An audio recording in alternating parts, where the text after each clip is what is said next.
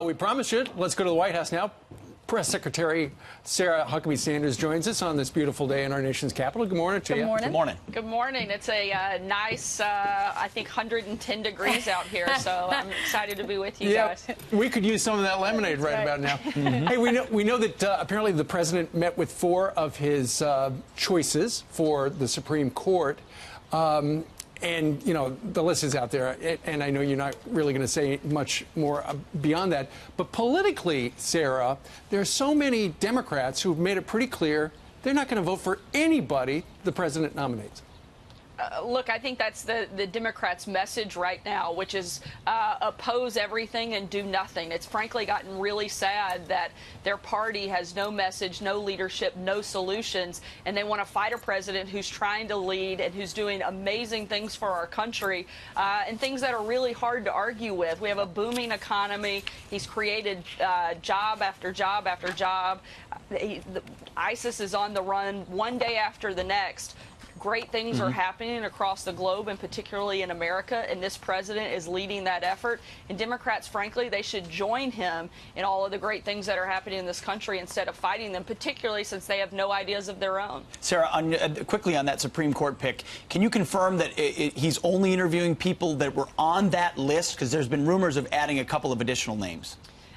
The president has said he's focused on that list, and as of right now, he's going to continue to stick with that list. Look, the main thing the president is looking for are people that fit the qualifications that you would want in a Supreme Court justice. Tremendous intellect, someone who will stick to upholding the Constitution, and somebody who has great judicial temperament. Those are the big things the president is looking for in a candidate, and he's got a great group to choose from, and I know he's going to make the right decision, and we're excited about his announcement on Monday. Well, Sarah, we just heard that Oprah Winfrey doesn't want to run for president because she's watching what's happening to all of y'all when you're eating at a restaurant. Scott Pruitt was at a restaurant, and someone came up, a lady with her baby on her hip, and her husband filming it, puts it on Facebook, talking about what he's doing to environment, and we've seen different lawmakers come out and say basically that Democrats should continue to harass you guys for working for the president. Jennifer Rubin, the Washington Post columnist, she's supposed to be a conservative. She was on MSNBC,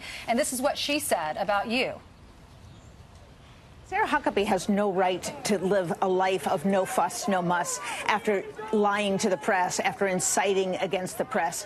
These people should be made uncomfortable, and I think that's a life sentence, frankly. What do you think about this lack of civility? Is it worth it, Sarah?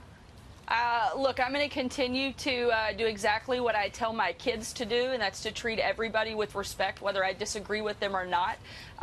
And maybe Jennifer Rubin can learn a thing or two from that. I think it's sad the situation and where politics have gotten. Look, we live in an amazing country, and certainly people should be free to disagree. But I think that we can do that in a way that is much nicer, that doesn't call for people to never be able to step foot in public. Right. I'm going to continue to do my job to the very best of my ability. I'm going to continue to always treat people with respect. And I think it's a sad day in America when Democrats' only message is to attack people that support this president and support this country and that are here working hard every single day to try to make it better. We show up with that goal in mind, and I think, frankly, if Democrats started thinking about it the same way we are, they'd be a lot better off. But I think that it's honestly a sad day in America for Democrats and the Democrat Party, that their only message is one of intolerance and one of attacking people who love this country and are trying to do good things for it. Sarah, I was wondering, since you were asked to leave the Red Hen out in Western Virginia, have you gone to another restaurant anywhere? Are you a little worried that that might happen again, or what? I've been to one, but I'm not going to name locations to keep from creating any problems. It went fine. And Steve, if you're asking if I can come out to dinner with the Fox and Friends team, I'm happy to do that. If that's what you're there you go.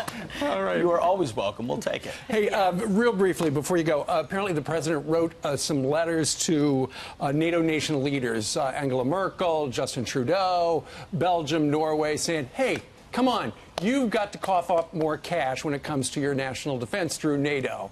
Has he heard back from anybody?